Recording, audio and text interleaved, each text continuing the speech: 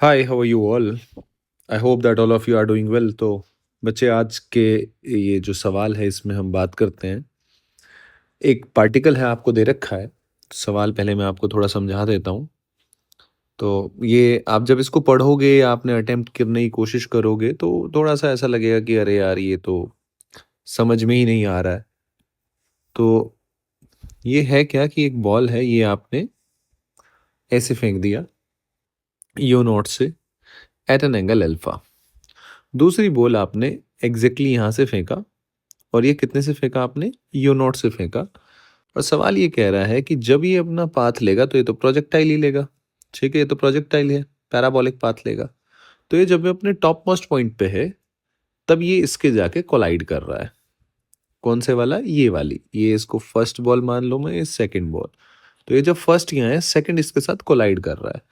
Collide कर विच was thrown vertically upward from the ground with the same initial speed। ठीक है, the angle that the composite system makes. Composite मतलब, क्योंकि collision कैसा है? Inelastic collision है। तो कॉलिजन जब होगा तो कॉलिजन होने के बाद ये दोनों साथ मूव करेंगे। अब फिलहाल at the moment of collision ये इधर मूव कर रहा है। समझो आप, ये किधर मूव कर रहा है? अगर मैं जस्ट बिफोर द कॉलिजन की बात करूं तो ये इधर मूव कर रहा है। और इसके पास कितनी वेलोसिटी होगी? You not cos alpha. ठीक है, हाईएस्ट पॉइंट पे होगा। और ये समथिंग कितने से मूव कर रहा होगा? मुझे नहीं पता, कुछ वी मान लेता हूं मैं, क्योंकि अभी वो देख लेंगे कितनी होगी ये भी। लेकिन एक मजेदार बात क्या है, अगर आप अगली लाइन पढ़ोगे, कब makes with the horizontal immediately after the collision. आपको पूछा गया है क्या? The angle that the composite system makes with the horizontal immediately after the collision, मतलब ये किधर जाएगा। तो आपको एक बात तो तय है कि अगर मैं मोमेंटम कंजर्वेशन लगाऊंगा, वही लगाने वाला हूं, तो P initial is equals to P final. ठीक है, at the time of collision लगा सकते हैं हम। अब पी इनिशियल की डायरेक्शन किधर है? अगर आप देखो, ये हो गया और ये हो गया, तो पी इनिशियल कुछ ऐसे होगा। तो अगर मैं एक लाइन ऐसे ड्रॉ कर लूं, ये लाइन ऐसे ड्रॉ कर लूं, तो ये डायरेक्शन किसकी होगी? पी इनिशियल की। वेक्टर है, तो सेम ही डायरेक्शन किसकी होगी? पी फाइनल की। यानी कि मैं इसको लिख सकता हूं, ये this should be equals to P final cap. आपको कोई दिक्कत है?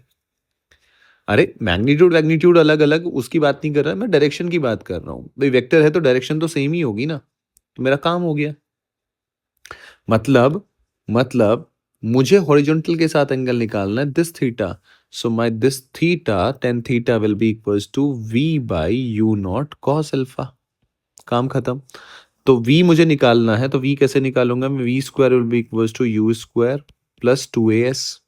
एस बोले तो h, यानी कि ये कितने से? U not square plus two into a acceleration मतलब माइनस जी, इंटू एस क्या है? एच। एच क्या होता है? एच है यू नॉट का square sine square alpha by two g. आप कहोगे बिल्कुल सही बात है, यानी कि यू नॉट का square sine square alpha by two g. ये कट गया, ये आ गया आपका यू नॉट का स्क्वायर कॉमन ले लिया, वन माइनस आपका आ गया one minus sine square alpha which is equals to u not square cos square alpha. तो आपको दिख रहा होगा यहाँ से कि v किसके बराबर आ गया? You not cos alpha. तो मजेदार बात क्या आई निकल के कि भैया ये भी कितनी है?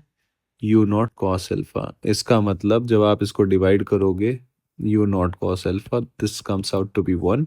सो theta will be equals to pi by four. तो ये आपका इसमें मेन जो सोचने वाली बात थी वो पी इनिशियल, ये की पॉइंट है।